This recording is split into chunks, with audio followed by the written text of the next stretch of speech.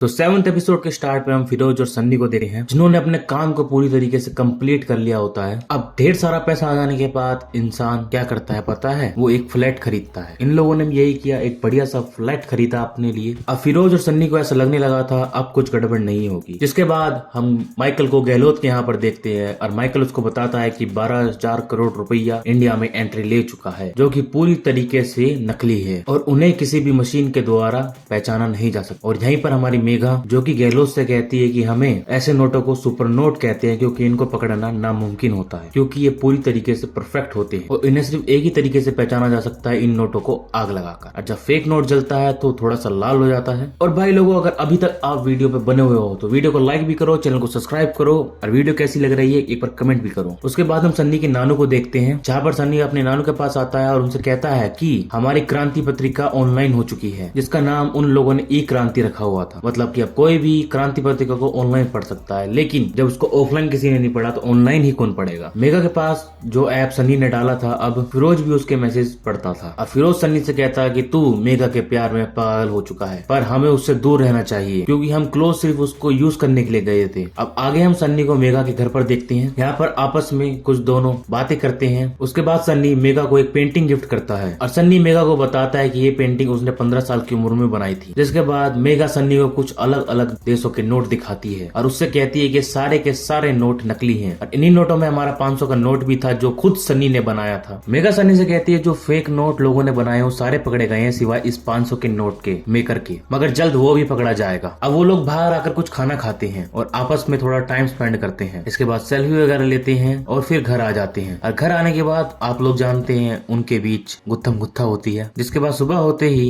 हमारा सन्नी मेगा के फोन में से वो ऐप डिलीट कर देता है। जिसके बाद मेगा अपना 500 का नोट देखती है और उसे कुछ याद आ जाता है, तभी वो तुरंत अपने फ्रेंड को कॉल लगाती है। आगे हम देखते हैं 12,000 करोड़ रुपए इंडिया में तो आ चुके थे, लेकिन इन्हें ठिकाने लगाना बहुत ज्यादा मुश्किल था। 50-100 करोड़ रुपए की बात होती है, लोग फटाफट ठिकाने लगा देते, मगर ये अमाउंट बहुत ज्यादा बड़ा था और मार्केट में पहुंचाना उससे भी ज्यादा मुश्किल। मान लो गधे को अपना बाप बनाने वाला काम था। जिसके बाद मंसूर सन्नी के बाद फोन करता है और उससे बोलता है कि अभी तक माल का सिर्फ 10% ही डिस्ट्रीब्यूट हुआ है और अभी तक तो माल सारा का सारा खत्म हो जाना चाहिए था। वहाँ पे वो सन्नी पे गुस्सा भी करता है, ऊंची आवाज में बात भी करता है। यहाँ दूसरी तरफ मेगा माइकल को बताती है कि 500 और 2,000 का नोट एक ही बंदे ने बनाया है, क्योंकि हमारे सन्नी साहब ने अपने एस की छाप इसमें भी छोड़ दी है। आखिर आर्टिस्ट बंदा ठहरा। दरअसल 500 का नोट तो एक सैंडविच नोट है, लेकिन 2,000 का सीधा कटआउट। साथ ही हमें यहाँ पे पता चलता है कि गुजरात के सूरत में एक मिनिस्टर के पास 50 करोड़ रुपए नकली बरामद हुए हैं और ये हमारा और कोई मिनिस्टर नहीं, वही सूरत वाला मिनिस्टर होता है। और वो सारे नोट 500 के हैं जो सैंडविच नोट हैं। तो अगर हमें ये पता चल जाए कि वो नोट मिनिस्टर ने किससे लिए हैं तो हमारे को उस आर्टिस्ट तक पहुंचने का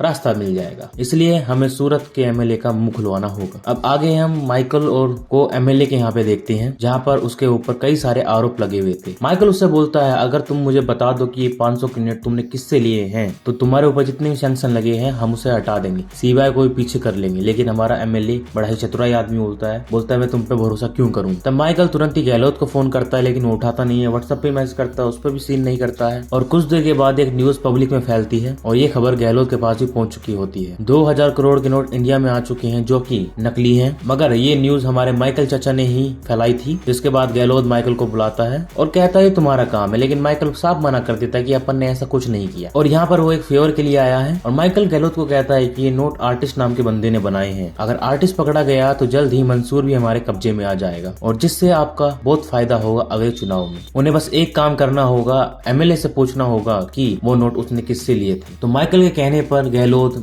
एमएलए को फोन करता है और उससे आर्टिस्ट के बारे में पूछता है, लेकिन आर्टिस्ट के पते के बारे में तो उन्हें नहीं मालूम था, लेकिन उनसे कॉन्टेक्ट करने का उन्हें जरिया पता था। जहाँ एमएलए अपने आदमियों को फोन करता है और उनसे उस डील करने को बात बोलता है और ये बात हमारे फिरोज के पास भी पहुंच चुकी होती है, जबकि ये तो उनके लिए एक सुनहरा मौका था क्योंकि उनको पैसा तो ठिकाने लगाना ही है। जिसके बाद हम सन्नी और मेगा को खाना खाते देखते हैं, तभी सन्नी के पास फिरोज का कॉल आता है। सूरत का एमएलए हमसे फिर से डील करना चाहता है, जबकि हम दूसरी तरफ देखते हैं कि माइकल भी और मेगा भी ये सारी बातें सुन रहे होते हैं और वो लोग बार्गेनिंग करना शुरू कर देते हैं। एमएलए उन्हें एक बहुत ही अच्छा ऑफर देता है। फिलहाल डील फाइनल नहीं होती है। अब घर पे सनी फिरोज से कहता है इस काम में थोड़ी गड़बड़ी लग रही है, हमको काम धीरे ही रखना चाहिए क्योंकि हमारे पास एक बहुत बड़ा अमाउंट है, सोच समझकर ही हमें इस पैसे को मार्केट में उतारना होगा। जिसके बाद हम मंसूर को देखते हैं, जिसके पास सियारा आती है और कहती है कि अभी तक माल की डिलीवरी पूरी क्यों नहीं हुई है। और यहाँ में पता चलता है है कि मंसूर से ऊपर भी कुछ लोग हैं जिनको जवाब देना पड़ता है। आगे हम माइकल और उसकी पत्नी को देखते हैं और यहाँ पर वो आपस